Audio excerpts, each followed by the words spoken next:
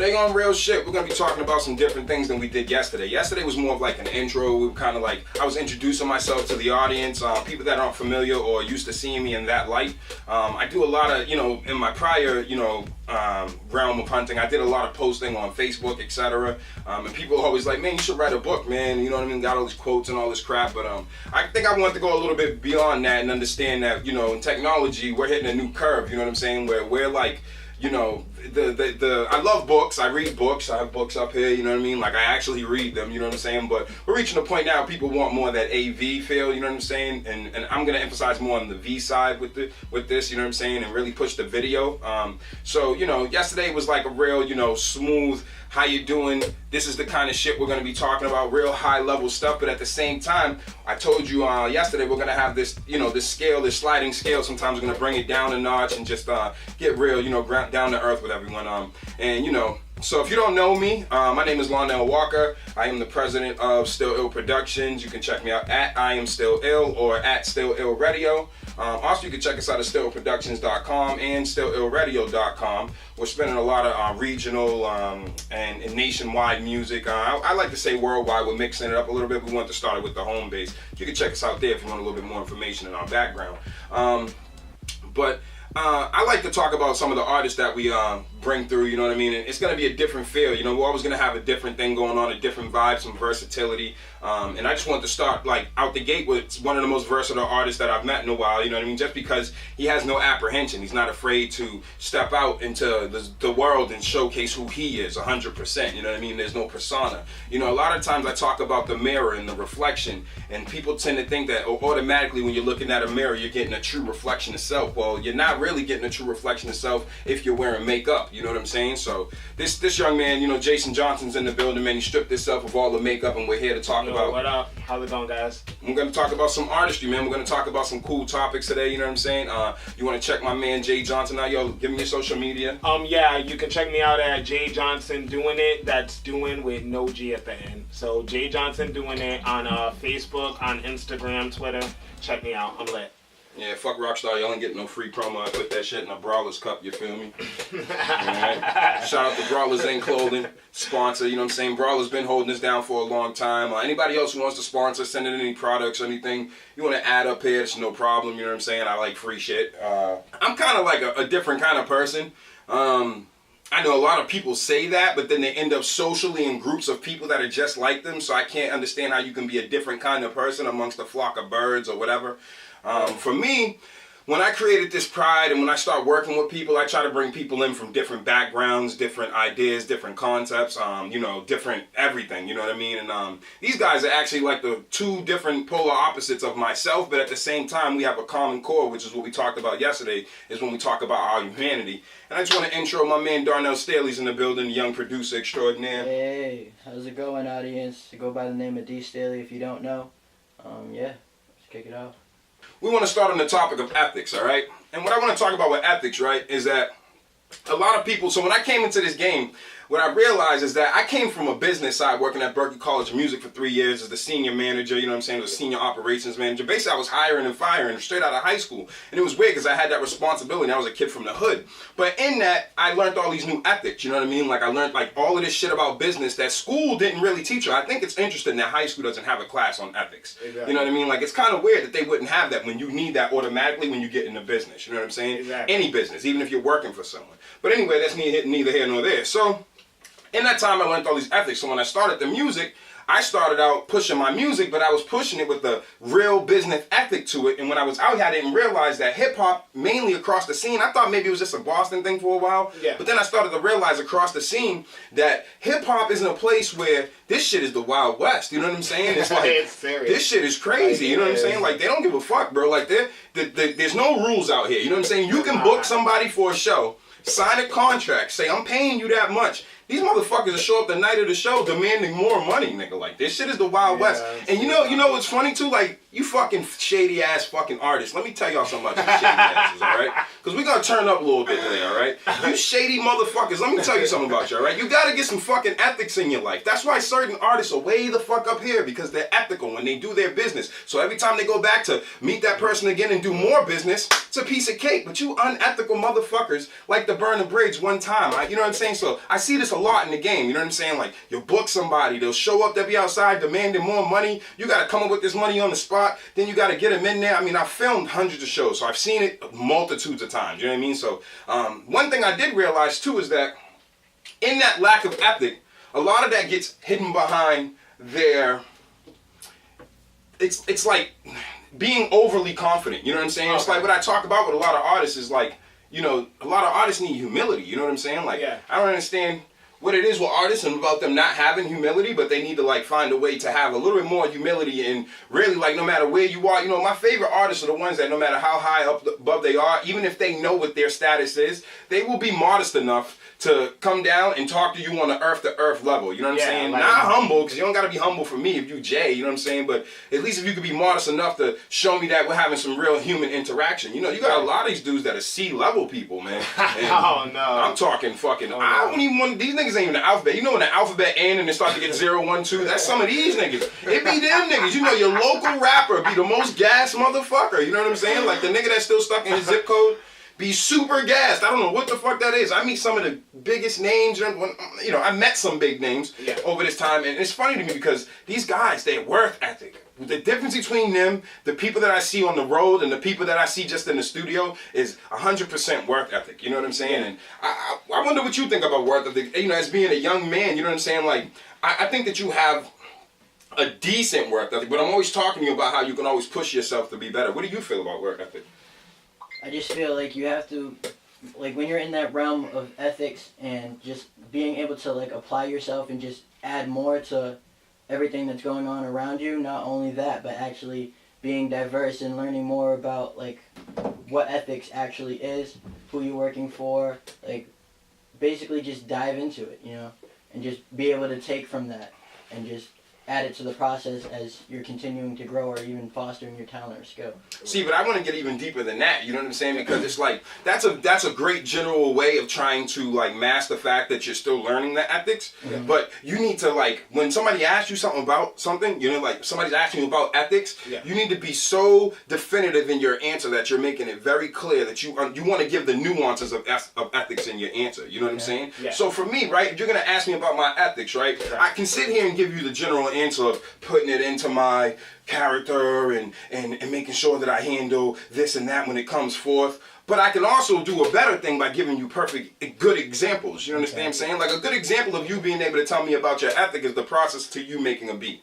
You know what I'm saying? Like, it takes ethic to get through an entire beat. You know what I'm saying? It takes ethic then to therefore get through a beat, listen to it, say, this beat's trash, dog, and then start over and do it again. Yeah. The only person that does that in this world is the person with ethic. I mean, an ethic so true that it's true to yourself, that you can listen to something and say, you can feel great about it. You can feel great about it. Exactly. And that's cool. That's in your personal catalog. But is that you have to have enough ethic in yourself that you can take yourself outside of your persona and be able to judge and critique your own content. You know what I'm saying? No, if you're not judging your own content, you're never going to grow. You know what I'm saying? So for you, on the young side, see, this is why I like to do this. You know what I'm saying? Because on the young side, I think ethics is more about understanding the definitive word of ethics and the nuances in that word. You know what I'm saying? Because if you really understand it and you really break it down, then that's the only way you can really apply it.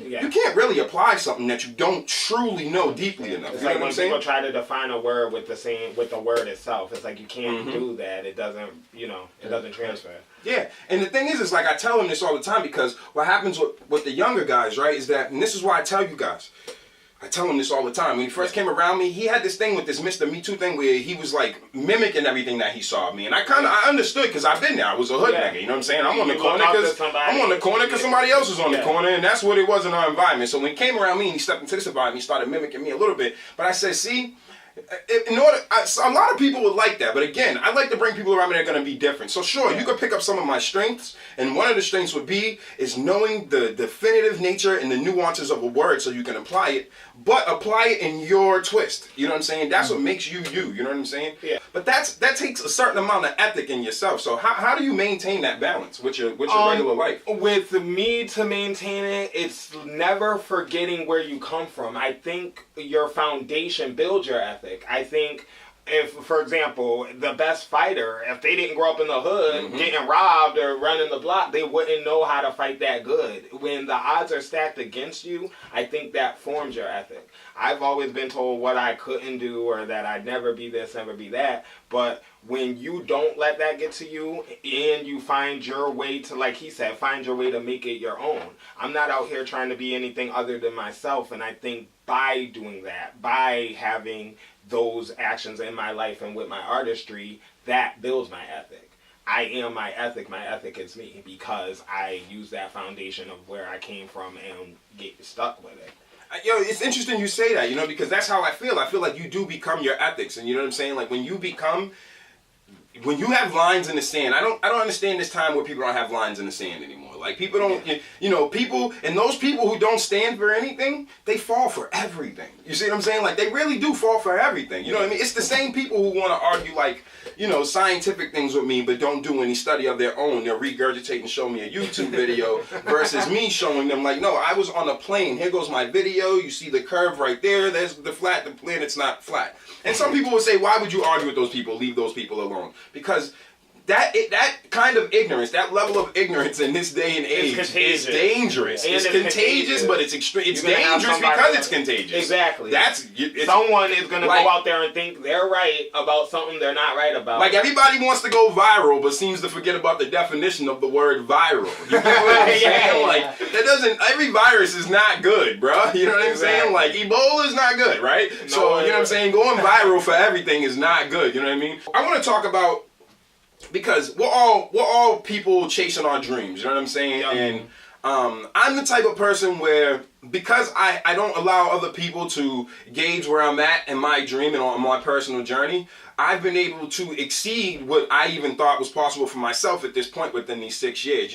I know there's people that are like, man, you can blow up and do this or that, but every single nuance of what I have, I own. You know what I'm saying? Like I didn't have to sell out, or I didn't have to give away any of my soul. You know what I'm saying? Yeah. Now there was a period in here which we'll talk about in the later episode. Is we're gonna talk about getting lost in the sauce, because getting lost in the sauce is a real thing. But for now, I came out of that spin and I realized, I amassed these little things. Now, it's almost funny because I'm not anywhere near where I want to be. Anywhere near there.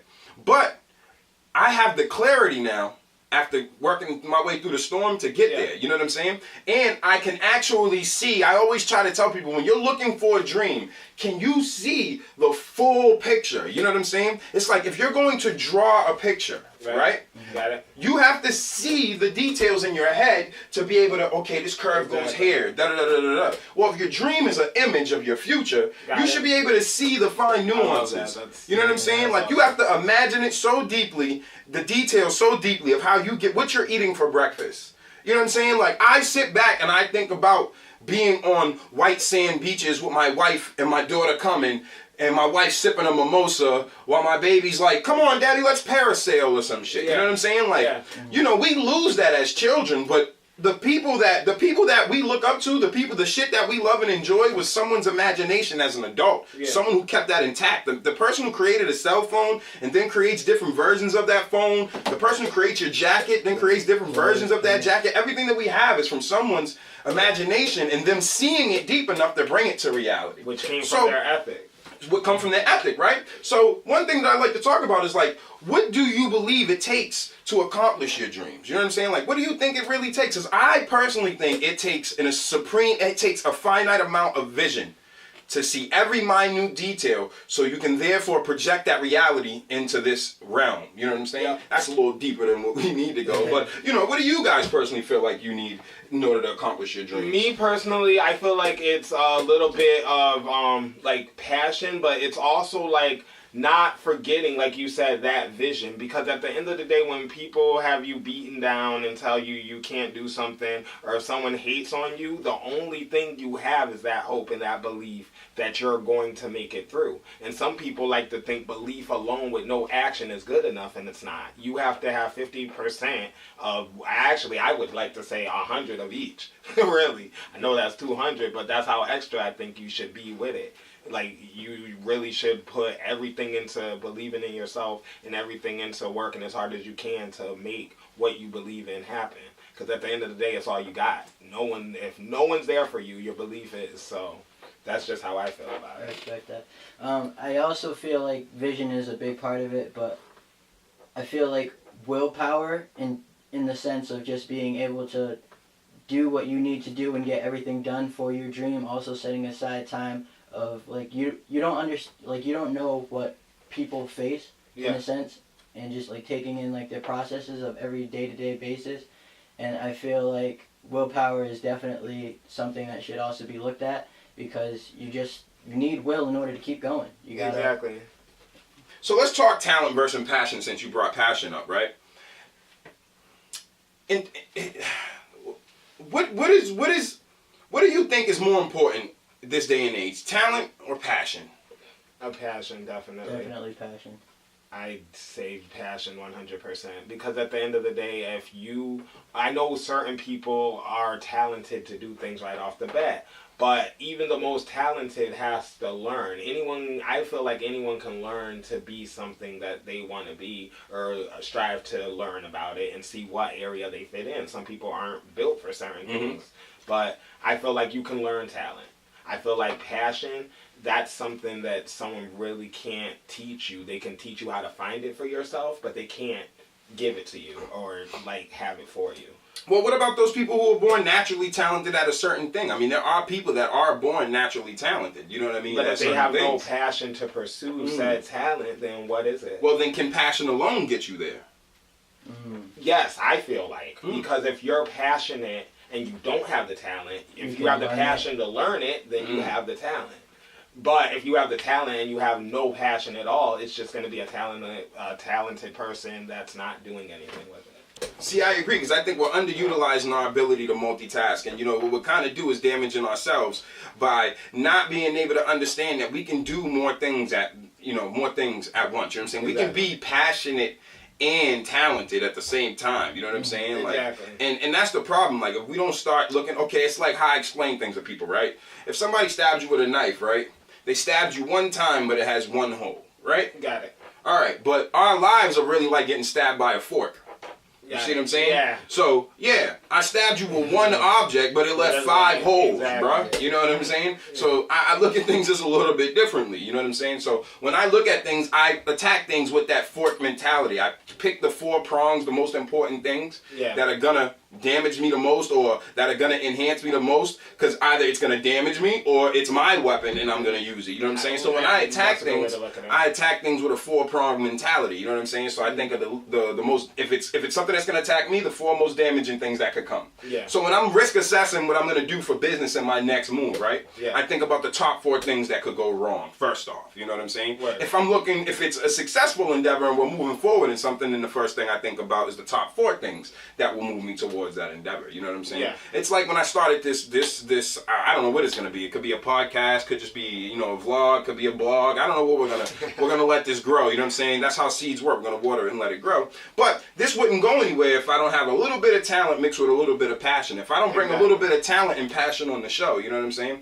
So I started out with you guys, because you guys are the closest to me, but I think we're in agreement that talent and passion together combined is really the key. You know what I'm saying? It's the operative way to operate. You know what I mean? I want to understand something, all right? Because it seems like a lot of people in 2017, well, it started a little while ago, but it seems like it's rampant right now. Well, people will trade both their talent and their passion to fake it till they make it.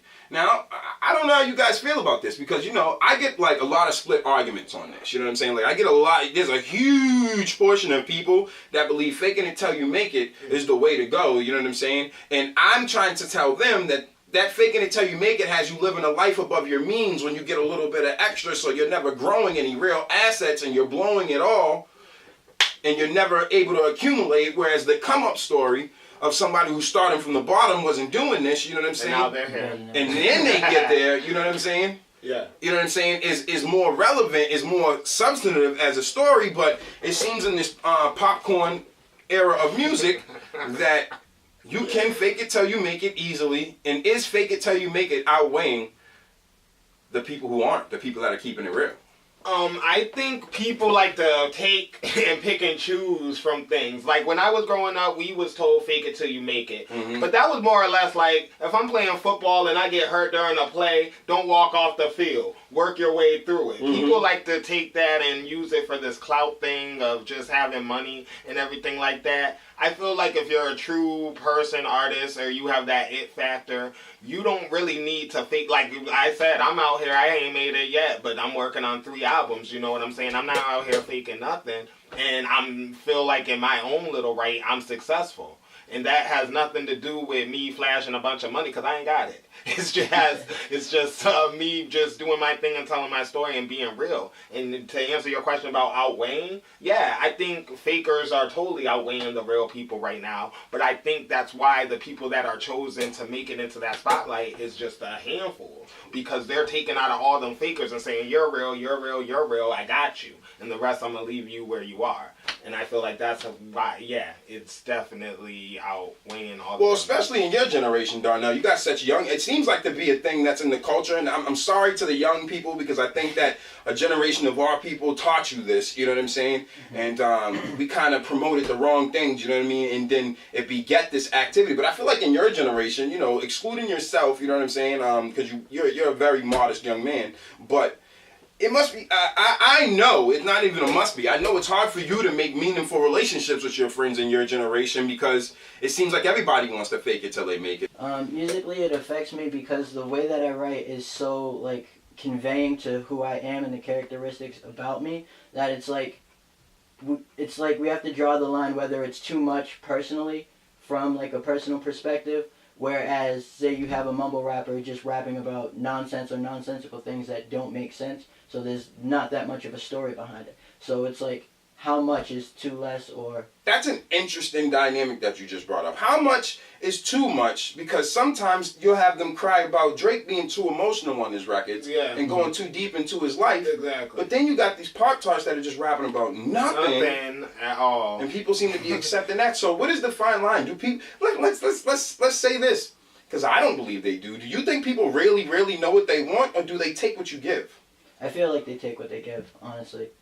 I feel like I feel that way, but I feel like music in some senses is like narcissistic, because you relate to what's familiar. You know what I mean? But is that only true? Is that true in all music, or is that a hip hop? Is that a derivative of hip hop? I think that's true in all music. For example, like, you know, if you have one friend that, let's say, listens to Red Hot Chili Peppers, and you have one friend that listens to, like, metal, like, you know, Korn or something. Those are two genres that have nothing to do with hip-hop at all, and you'll still find yourself in that same, like, disagreement between the two people. So I think it's just music in general. All right, well, here's what's funny to me, right? I think the fake it till you make it is counterproductive to everything. I think it takes away from things that, how can you be humble and faking it till you make it? Yeah. You know, I've never seen so many humble, cocky people in my life. You know what I'm saying? Like, yeah. And this is the problem. I think that if we don't stop using words a certain way in their proper context, then we're creating these bipolar ass activities in our head. Yeah. You know what I'm saying? It's like, again, you can multitask and you can be different faces for different places, but faking it till you make it is a completely different monster. Yeah. That's creating a character that's going to go everywhere. Exactly. Different faces in different places is you understanding the decorum of the room that you're in, right? Like, I never heard of faking being a good thing. Like, when have you ever heard the word fake? The way I came up, faking was not being a good thing. It's not. But when you turn on, you know, the internet, man, as soon as you log on, man, it's fucking fake-a-rum out here. You know what I'm saying? Like, I don't know. It's like whack-a-mole. You know what I'm saying? Like, if you happen to catch one, then you gotta hope it's a real mole and shit. You know what I'm saying? Like, it's crazy out here. So I really sit here and contemplate that about sometimes. You know what I'm saying? Because as a person that's in the business and in this climate, sometimes I'm like, damn, all these fucking gimmicks are working, man. Don't trust me. You can be as moral ethic as you want to. When you see the gimmicks working, you do question yourself. You're like, yo, what the fuck, bro? Should I just gimmick out? Should I just gimmick the fuck out? Exactly. No, But you're right. Reality kicks back in.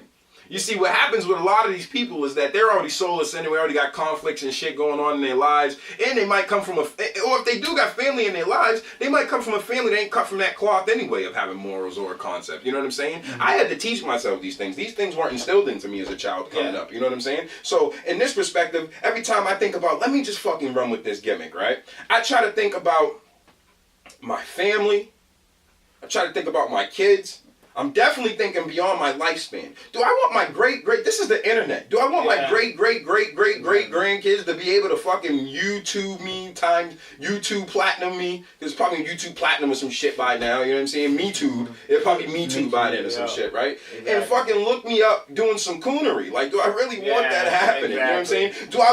Do I want to take away my own ability to... The internet is forever. Well, I wonder, you know, I don't mind the 20-year-old artist, right? Yeah. Being a 20-year-old artist, right? Yeah, exactly. But it gets a little hazy for me when the 40-year-old artist is being the 20-year-old artist. Exactly. And it's like, I don't see any committed growth from that. You know what I mean? So at what point as a grown-ass man do you decide to evolve? Like, does hip-hop, and I'm just want to talk about hip-hop mainly, stunt a man's ability to mature and evolve if he's trying to live up to his last project, to what people liked when he came out the gate? No one's going to be happy. Like, with music, people are going to pick and choose what they like, what they don't like. I don't think you can ever win by trying to satisfy everyone, because it can't be done. I think the only way you really can be, and this is just me speaking from my own experience, like I said, to each their own. I don't want to make blanket statements. But for me, personally, I feel like to be successful, just be you.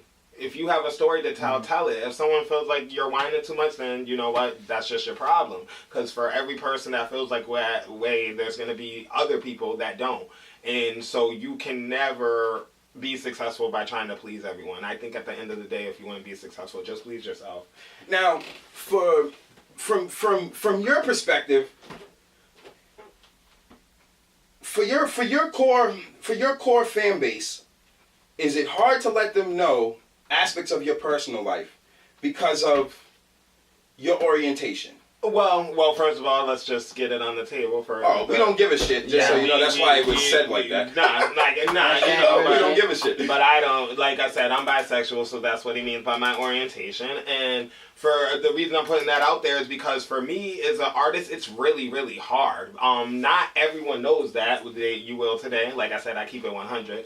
But it's like people try to judge you or put you in a bracket. I've been judged for my orientation as being bisexual. I've been judged because I'm a black man. I've been judged because I'm a rap artist. I've been judged because I'm 32. I've been judged because I work in fast food. Like, people will judge you for anything. And like I said, I'm still popping and I'm still lit, and it had nothing to do with faking. I don't flash money because I don't have it. I don't be out here saying I do the most because I don't do the most. All I do is just be myself, and it does get hard and people hate.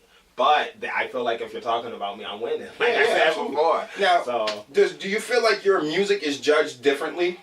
At this point in the game, I don't feel like too many people know my sexuality. I feel like it hasn't really come into play with my music. Got you. But I feel like when it does, after today, come into play with my music, I feel like it's going to be a good thing, because I feel like people are gonna hear where I'm coming from.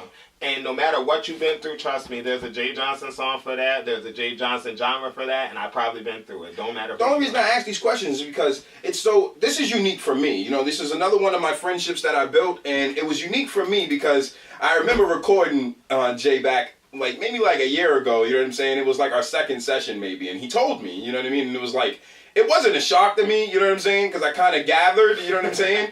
But it didn't move me either, you know what I'm saying? Like, I wasn't, you know, I come from the hood, you know what I'm saying? And as you know, coming from the hood too, he comes from the hood, you know what I'm saying? Darnell comes from the hood-ish. But I'll take that. But we come from the hood, and it's a tough thing to deal with in the hood. You know, I've noticed in the years coming that it seems to be, you know, because you got all these guys that are just, you know, it was a lot of guys faking it till they made it. And you found out later on that a lot of these guys' orientation wasn't what they would portray it to be. You know what I mean? All the way down, these guys having families in their orientation isn't what they portray it to be, or their orientation is bisexual and they fucking like the party. You know what I'm saying? Like, teach its own. It doesn't matter. But the thing that was interesting to me is this was the first time I was working with the artist, and the funniest story to me, right, is when after knowing.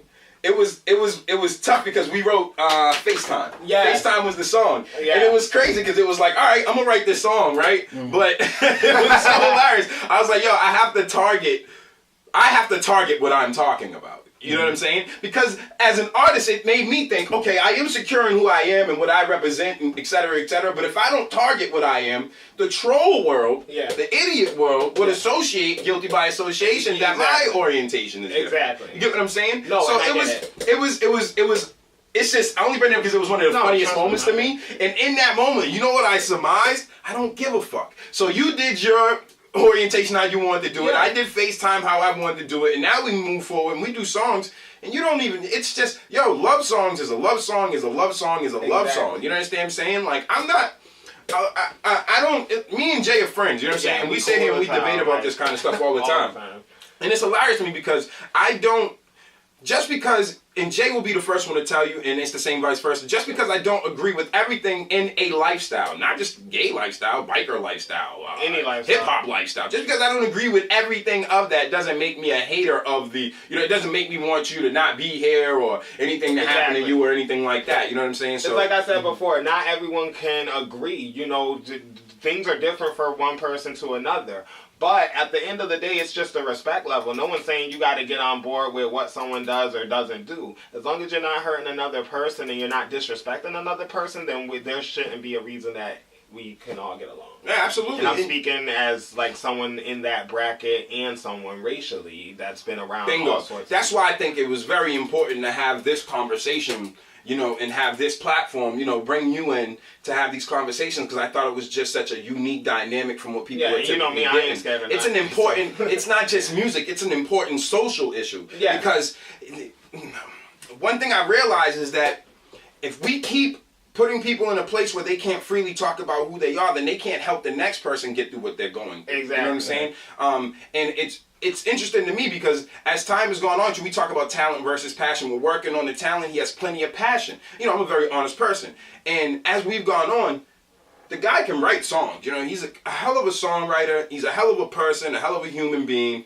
And it's crazy because as more time has gone on and our relationship as friends has become stronger and our bond as friends has become stronger, most of the people around me that are completely different spectrums have given me more character. You know what I'm saying? Like, they've added more substance to my character. We all have the same about you as well. Like, we both can attest to that one. Mm-hmm. So that's what's dope about that. You know what I'm saying? So we just want to talk about, you know, no matter what you are, no matter where you are, no matter how you feel, you know, faking it till you make it. I wouldn't advise it, because even when the real you comes out, then that's when you get a disconnect with people. You know what I'm saying? It's like, they're like, are you fake? Are you real? Which one was real? Which one was fake? You know, like, they don't know. Real shit. And the thing is like, this isn't the 90s anymore, where you can have a mystique to who you are. Like, people want to know. You know what I'm saying? They want to know these things. They want to know. You know what I mean? Like, people want to know if I'm married or if I'm not married, just like people want to know what my orientation is or what my orientation isn't, because people look for things that they can relate to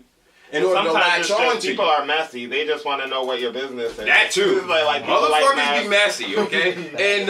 and what you have to decide is how much of the mess are you gonna, you know, willing to relinquish. You know what I'm saying? For real. Because we all got our messes. You know what I'm saying? And in another episode later on, we'll be getting into more about my background and my story, because I think a lot of people through the social media and only knowing me through that window of 6 years, you know, which is crazy because I'm 32 years old, but they only know me through that 6-year window, and they assume to have this great grandeur picture of me because they see me with my wife and etc. You know what I'm saying? My friends, you know what I'm saying, and how I am. But believe me, like, 6 years ago, I was the complete opposite of what people see today. I couldn't be this guy sitting down talking about these things. So we're definitely going to have a deep conversation. I'm going to have a bare all episode, and I'm basically going to talk about who is Lonelle, you know what I'm saying? And why is he Lonelle now? A lot of people, you know, my first name is Peter Walker. A lot of people didn't understand why I started using Lonelle. I metaphorically, in a sense, killed Peter. That motherfucker had to go, all right? And we'll get into Peter's story in a later episode. So we'll get back to what we're doing here. So long story short, do not fake it till you make it. It's not something Not that advisable. it's just not advisable. No matter what you yourself. are, being true to yourself is gonna get you there. Being true to Jesus had haters. You know what I'm saying? If you want to get into some weird ass like metaphorical shit, Buddha had haters. Gandhi had haters. Everybody's got fucking haters, bro. You know what I'm saying? Obama had haters. Trump got haters. You got haters. You know what I'm saying? And if you really start to realize that and you start to humanize that and start to understand where that energy comes from, then you can start to move yourself in the right direction and be pure. You know what I'm saying? Like in your purest sense of yourself. You understand what I'm saying? Yeah, and like going back to what you said about the internet, like, do people not realize that 90% of what you do don't make the cut for the internet? Like, people take pictures at a party. You only took like 3 pictures. You were there for like 5-6 hours. Like, you know what I'm saying? Like, realize that what you see on the internet is a very small fraction of someone's life. Like, it's not who they are. It's just a piece of it. Well said, well said. Let's get into the next topic. So this next topic, man, is a funny one, right? Because I had to sit down and I've been like sitting there and I'm like, what's wrong with these fucking Xan kids and da-da-da-da-da-da, right? I'm done. So I was trying to figure this shit out, you know what I'm saying? I really was trying to quantify it because you know what I realized is that I'm getting a little older and my perspective of these kids is a little warped because I have to remember we used to be those loud ass kids on the bus and da-da-da-da. Yeah. But I always see something that comes from these kids and I say, yeah, we were in bunches, but this is some other shit. This is some other shit. But we're thinking about that from our lifespan. Yeah. Our parents before us were the same way and a little bit of that spice got added on. Exactly, Parents before them the same way, a little bit of spice got added on. But it's is like this just a part of the evolutionary track of they're like, adding too much spice though. Like, I feel like the amount of spice that was capped was with us. Any more spice than what we did, I feel like it's just too extra. Because like I said, I don't look it, but me and Lonelle same age, 32. I also wonder sometimes though, we didn't have as much as this internet as we did back in the day. Oh, yeah. You know what I'm saying? You did dirt. You had to pay somebody to tell them about it. You had to wait for that call back and shit. Wait for the beeper. These kids don't know shit about Star 69 and people calling you and shit. And you're like, who the fuck is this calling me? Like, beef was different and drama was different back then. Yeah. And it was more private. You know what I'm saying? Exactly. Like, it was just more private naturally because you didn't hit a post and it went to thousands of people that are in your feed. Yeah, if there was a Facebook back in the day, we wouldn't be alive right now. Like, you imagine telling you about my business. But then that makes me wonder, like, could you imagine, like, if we could just create a time machine and go back, like, could you imagine 90s crackheads with Instagram accounts? That would have been crazy on the internet too, though. I'm trying to make an argument for the kids. Like, that would have been crazy on the internet. Yeah. 90s crackheads stealing Super Nintendos out of niggas' cribs on Instagram. This is what you would have seen. Yeah. The same way you see niggas indicting themselves now, sipping lean and putting guns in their video. 90s crackheads would have been out here if they was cool niggas, cool, you know what I mean? Or they had, think about what I'm telling you. You have one Xanhead pop, and then you got a whole bunch of Xanhead music come, and then you have a whole culture of Xanhead music, right? So if that is quid pro quo, if that worked out like that, could that have relatively worked out like that in the 90s? And if it did, would we be looking at worse or better content? I say worse content. Yeah. So that's why I argue are the kids in a worse position than we were back then? I say worse content. And that's my whole point. It's like if you look at it like that, and it's like, for basically, their timeline is the 90s. Like how you're saying is, if we had it back then, well, y'all got it now. So what do you think the next 20 years going forward is going to look like? Because y'all are in that 90s situation right now. And that's what's interesting, because that was my next point, segue into this, is what's next? And it's like crazy now, because it's like we're looking at, you know, big farm companies, you know what I'm saying, are the drug dealers now. So it really makes you like, what the fuck is next? Like, are we going to be walking, are you going to see kids walking around and like using asthma pumps that are filled with a drug? You know what I'm saying? Did anybody see the new Judge Dredd movie? Yeah, you know what I'm saying? Like Speed or some shit. You know what I mean? That movie had me fucked up because I was like, yo, this is going to be the future. Yeah, that's crazy. Yo, the movie had me fucked up. Like, that's going to be the future. And I'd be wondering, like, because, you know, I got my babies, they're growing up, and I'm always wondering about what they're soaking in. You know what I'm saying? Yeah. And it's like, what's next? If you got Little Pump out here, Xandella at 16, and there's a whole nother generation that comes behind you every 2 years, you know what I'm saying? Then what's next? You know what I'm saying? What's on the horizon? I feel like I'm at I'd say an impasse with this generation because, like, most of us, I would say nowadays are kind of confused in a sense.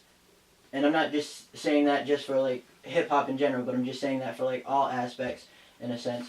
It's like, what do we want to pull from? What do we want to look to next? And I feel like this wave of this convoluted stuff that's going on, I feel like it's only messing up the process of like what you're feeding yourself, what you're feeding your brain. Because before, I felt like we were able to dive into things a little bit more and being able to like research, okay, like that's not good.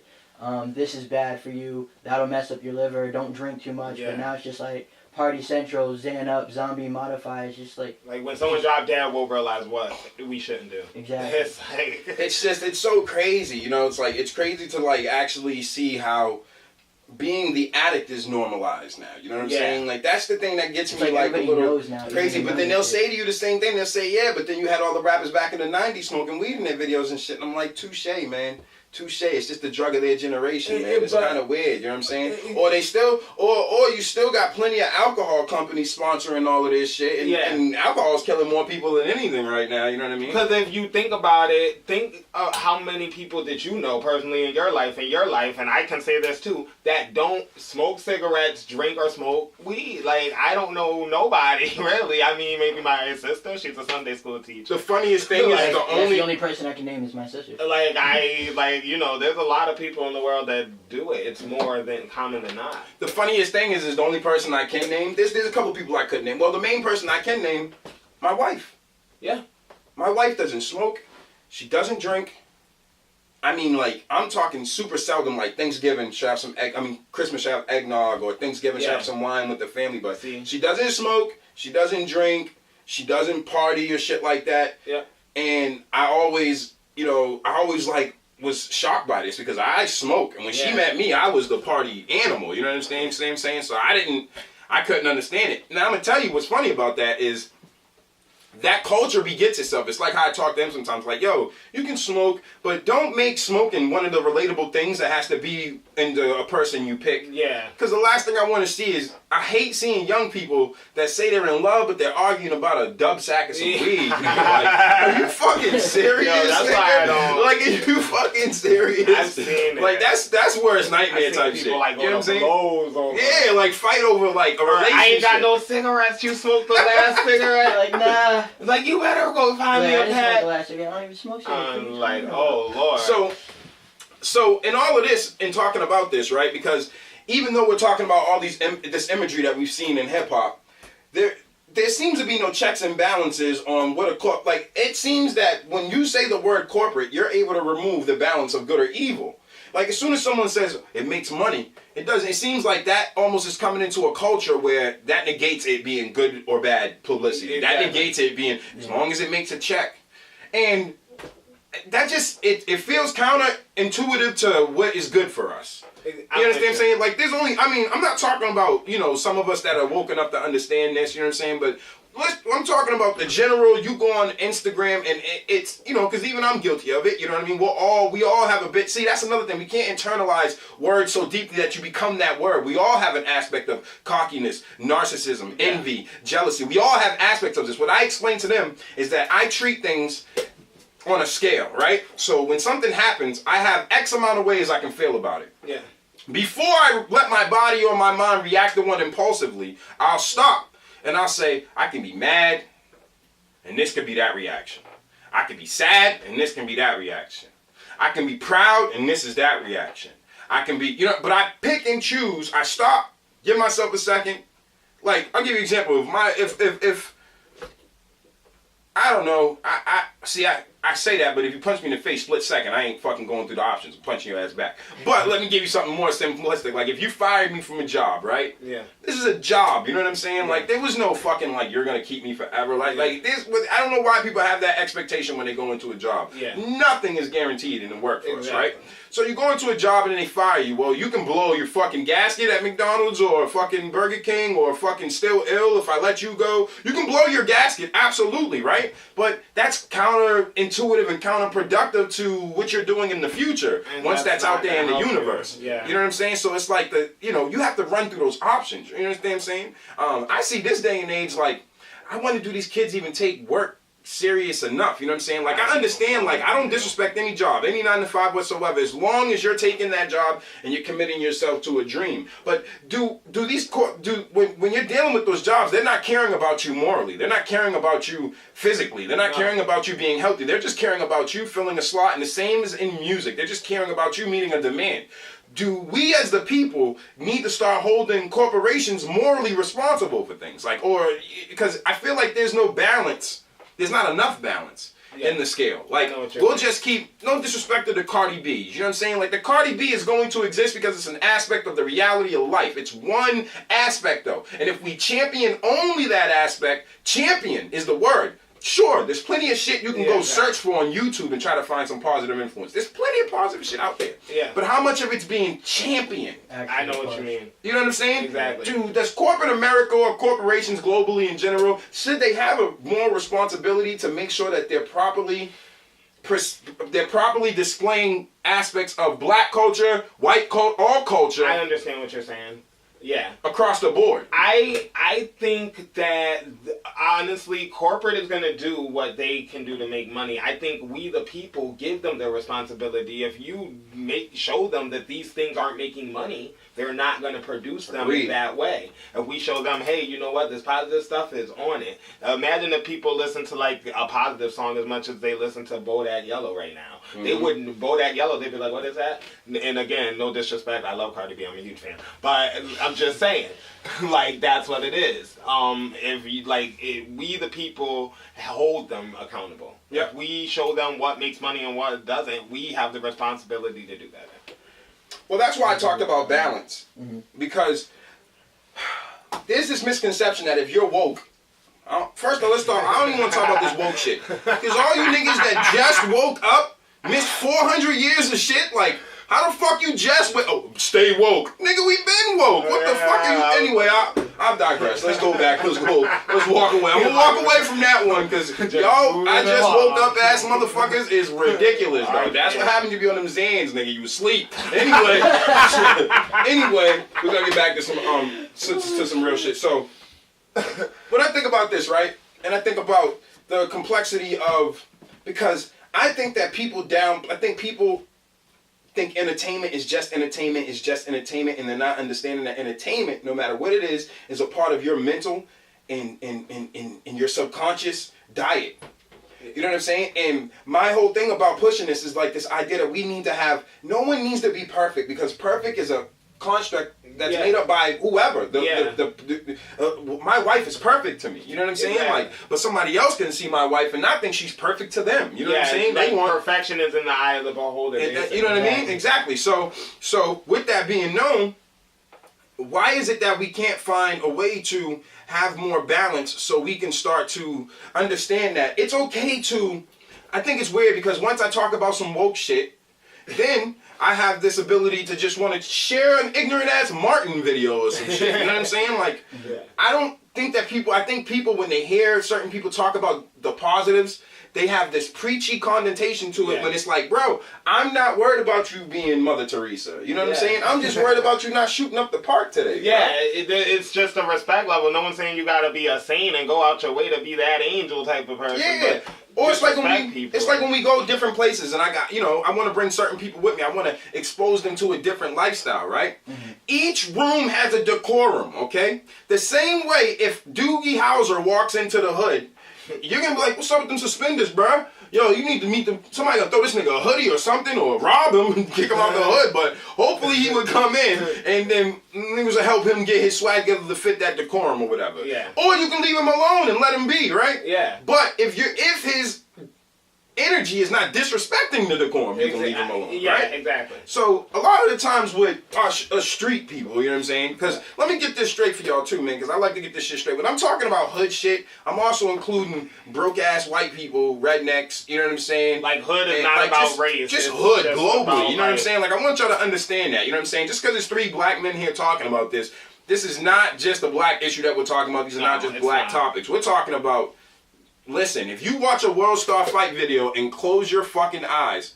and then you hear, nigga, get the fuck, nigga, what the fuck, and then you open them, and and see the whitest people you ever seen. You be shocked. This shit is real. Like, nigga and hood mentality is way beyond the color thing now, right? So for these hood motherfuckers, because we all gonna find a YouTube video of some loud ass white girl like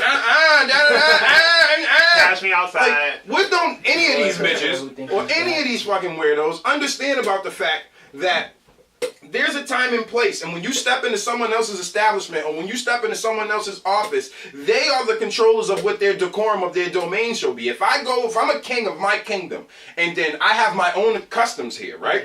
But then I go visit someone else in their kingdom, and they have a different handshake, a different dance, they drink a different wine, they eat a different meal. When I go into your kingdom, traditionally speaking, it's good for me to try these things. Yeah. Because it's showing respect to your culture, your decorum. So why can't niggas understand that when they get into a business meeting, they don't gotta be on completely some nigga shit?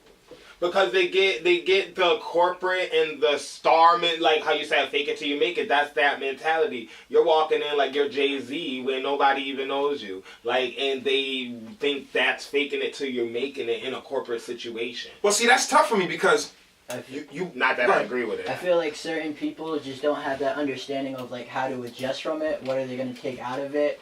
What's going to be good for them in a sense? They're just kind of going into it. I wouldn't say like necessarily blind in a sense, but it's like I feel like they don't realize. Yeah. Like, you know what I'm saying? It's not necessarily they don't see it. It's just they don't realize that they're doing it. Because when you do something so long, it becomes habit. Yeah. Like, you know, like one time I almost locked myself out of my house because it's my habit when I go in to lock the door, like, behind me, or if I go out to lock the door. Well, I left my keys on the couch and locked that door, almost closed it, but caught it. It's like you do shit out of habit. Exactly.